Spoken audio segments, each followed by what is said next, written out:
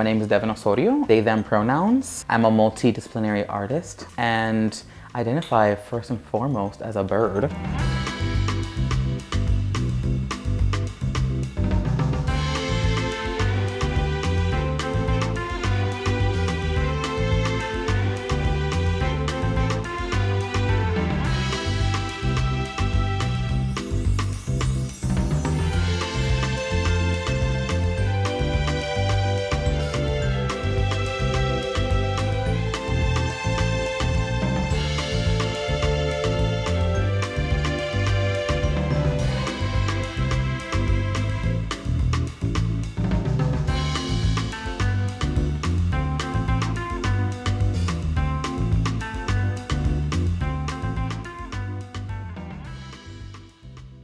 First and foremost, I'm creating visual artifacts for the Dominican American experience in Washington Heights. It's like very specific, very nerdy, but the idea is that I'm creating visual material that's left for our peoples.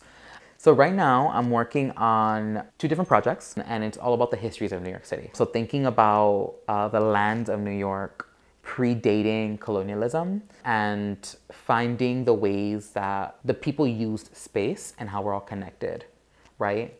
And I have this image where, bear with me. So like I kept thinking, I'm thinking about the building where I grew up on, which is on 175th Street between St. Nicholas and Audubon, and specifically 565. I grew up in apartment 55 with my family, but there was a family before me. What were they doing? And then before that family, who was there, right? It's like the historical lineage between the families in this apartment. Then there's the histories of the building itself, right? So it was built in 1914, but what's happening in the land before?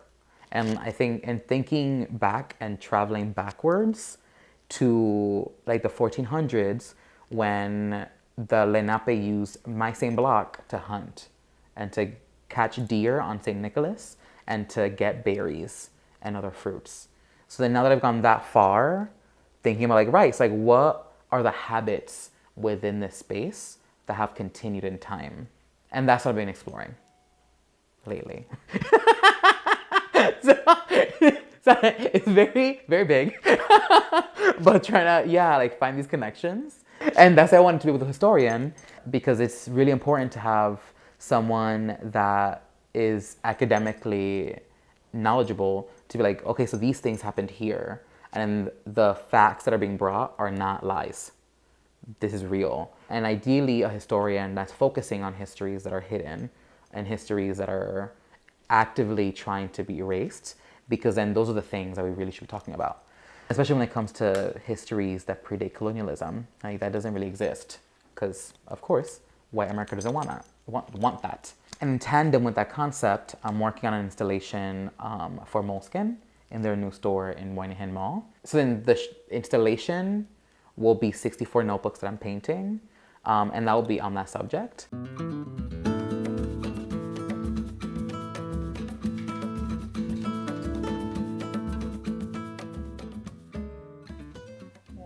what I'm doing now is painting the brick designs on this apartment on the block that I grew up on. And I was touching up a little bit of the ponytail on the character that would be my mom's. Way back when. Okay. As a queer person that grew up in Washington Heights in the early to mid 90s, it was not safe, period.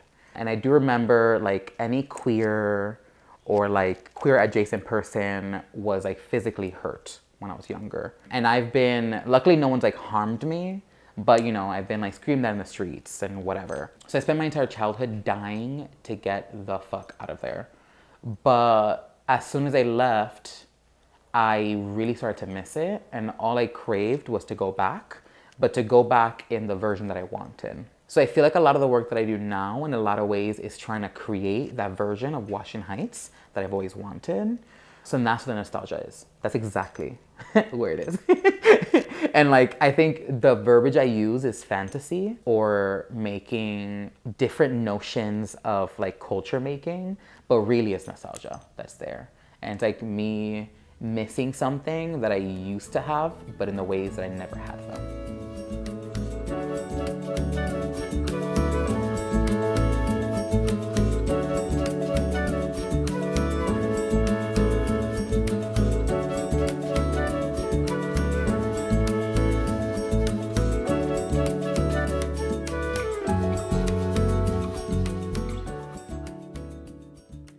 I never thought I would be an artist, and I actually didn't want to become an artist. In third grade, I was like, oh, I find fashion interesting. I want to explore it. And then in this after school program, they were like, here's an internship. Go figure it out. So then I worked in fashion for a while. I did textile design and fashion. And then I realized that it was too much for me to work in it. And I started to feel like I was losing myself. At that time, when I was living in LA and starting to transition my career, I started painting for catharsis. It's funny because I never thought I would be this person.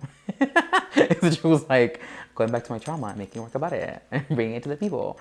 But I remember when I moved to Mexico and I was starting to paint, I was like, right, if I'm gonna do this, I have to find something to talk about that fucking matters. I was like, I don't know what that is, but I had to figure it out. And I was like, right, let me talk about like my emotions and see if that helps. And I remember my first week in Mexico, I sold a piece for more than I ever thought I would. And it was from a dream, which sounds so corny, but it was. And after that, I was like, okay, if I can do that, like crazy shit, then I can do anything.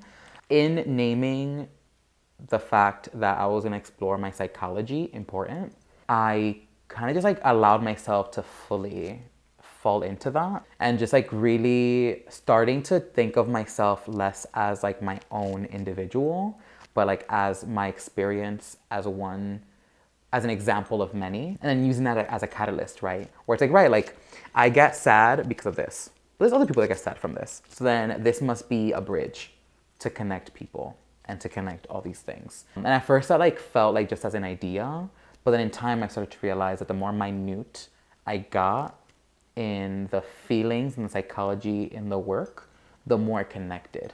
Which is interesting, right? Because you would think like, oh, you're like focusing on you, no one's gonna get it. But then somehow in closing those doors, the roof opens and like everyone sees themselves.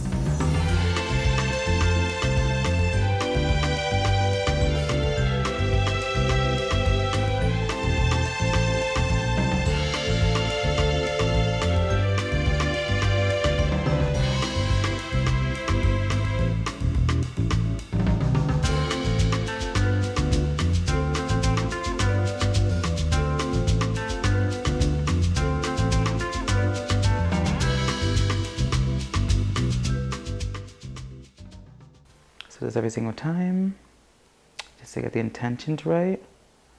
So then I list 3 things I want for every piece. So for this new piece, I want it to be beautiful. I want people to feel seen when they look at it. And I want to feel lost while I'm making it, so I find new answers.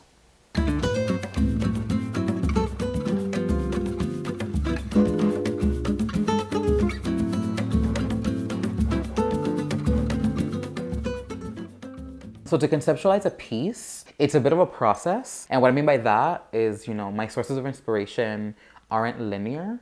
So then my process to get there typically is, right, like I'll be thinking like, right, what do I have to talk about? What do I want to talk about right now? What kind of conversations and dialogue do I want us to have as a culture, as a whatever? And then I'll just like try to do as much reading about it as possible. As I read, I sketch. And then as I sketch, I journal. And then as I journal, I talk. And as I'm talking, I like get drunk. And then when I'm drunk, I'm with people, and then all these things combine.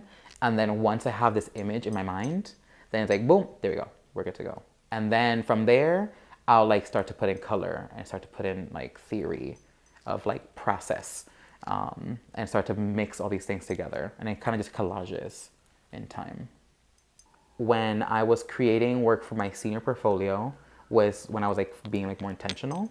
And it was these like low hanging fruit ways of describing the heights and trying to describe myself. And those were like very beginning back in like, that's like 2015 or something. And from there, when I was like painting cathartically at home, I would kind of like start to like mix in like some fantasy and some dream work. And then all of that is to say to now lead to the now, right? Where it's like I'm painting on palm. So then the palm itself functions as a way to describe the first generation experience, period. And then anything on top of it describes like the life that funds on that foundation. And then I'm collaging and mixing and finding bridges within history and within peoples to show connectivity.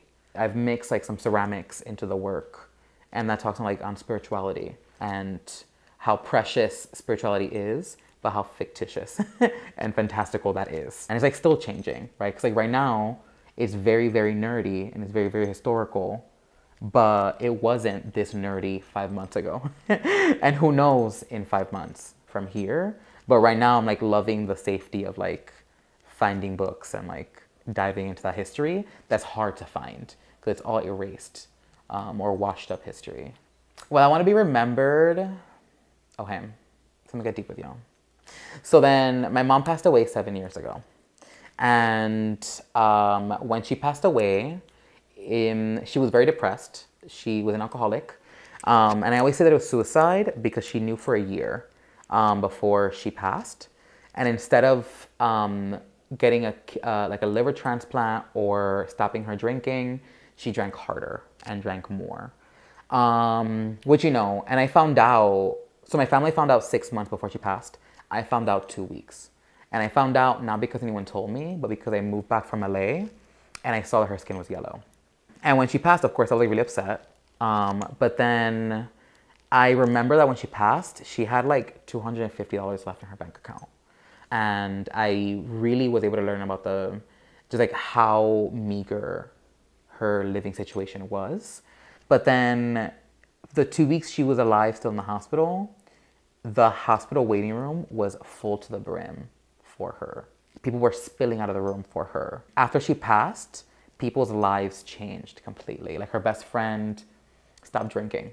So then, although she didn't have a lot of monetary material things she left behind such a beautiful, strong legacy. And she changed so many lives. So then, how do I want to be remembered? In that way. Small, right?